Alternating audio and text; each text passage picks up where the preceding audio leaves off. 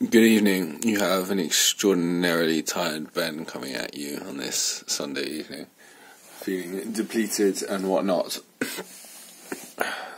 Debated whether I was going to do this video because I'm not feeling at my best. But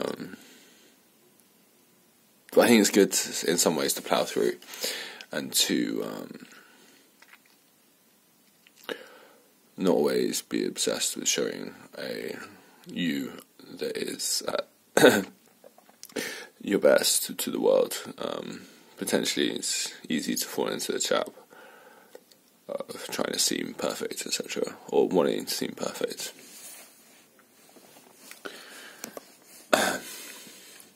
Let's do a little review of the quarter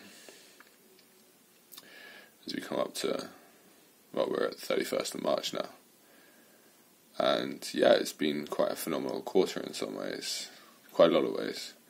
I feel like I've opened up, tried much more new things than in previous years. My rate of change, it seems, is almost accelerating. This quarter, I suppose the highlights have been my Alexander technique lessons. They've been going really well, and it looks like I'm progressing to start teacher training soon, hopefully, which I know is the most exciting thing that's ever happened to me. I can literally not think of anything I'd rather do with myself as a career now than what I'm about to embark on. This really feels like what I could do for the rest of my life, and that's amazing. My sitting practice has been really good this quarter as well.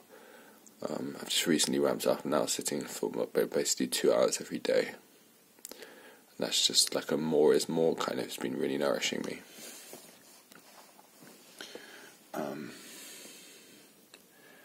I had one of my best holidays ever to Ethiopia with my man Quentin. Had a really good minimalist, dry January. I've enjoyed opening up a bit creatively by doing the Artist Way program of creativity. I feel like that's started to make me think a little bit differently about myself as a creator. I delivered a talk last week at a yoga festival, which is kind of a milestone for me. Speaking is something which I actually enjoyed, and I can see myself doing more of it in the future. Another big highlight for me has been I can't believe I didn't mention this before. It's been meeting Mike Cross, who I've been speaking with over Skype, who's I guess a Zen teacher, also who was the first person, to my knowledge, who kind of connected the dots between Zen and Alexander technique. And speaking to him has been, I'm really blessed to have met someone of his stature and to spend a lot of time chatting with him, picking his fascinating mind. He's a very intense character, very similar to me in a lot of respects, challenging to talk to, really challenging, more challenging than anyone I've spoken to, but in a way that kind of gets my blood going. It feels like it's a good challenge. I'm fascinated to see how that's going to pan out over the next year. I'd like to work with him and follow his footsteps in some ways. What's been a downside? Any downsides? I suppose with my body, my exercise has taken a bit of a back seat. I mean, last year I did my bodybuilding contest and then powerlifting contest. This year haven't done so much. Yeah.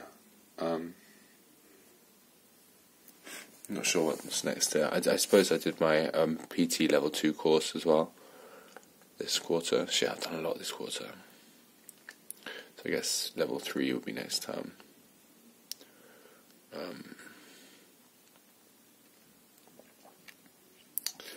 I shifted to lifting weights less often, and actually didn't really lose any strength. I actually lost a tiny bit of muscle, but there you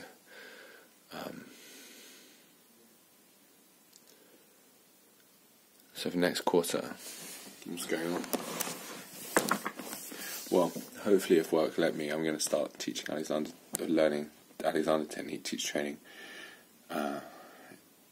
after Easter, which is going to be really fascinating. I suppose soft goals, I want to get down to 77 kilos, lose a few kilos, see what it's like to be at that weight, see if I feel nimbler or whatever. Get my PT level 3 course. Sit a lot, just keep sitting like 2 hours a day. To be honest, there are a few things in my life, we'll see, they're a bit up in the air at the moment. But I guess what I can confidently predict is it's going to be an interesting few months, a really interesting year this is going to be. I really project that this is going to be a really fucking interesting year. Cool. It's been a pleasure. Over and out.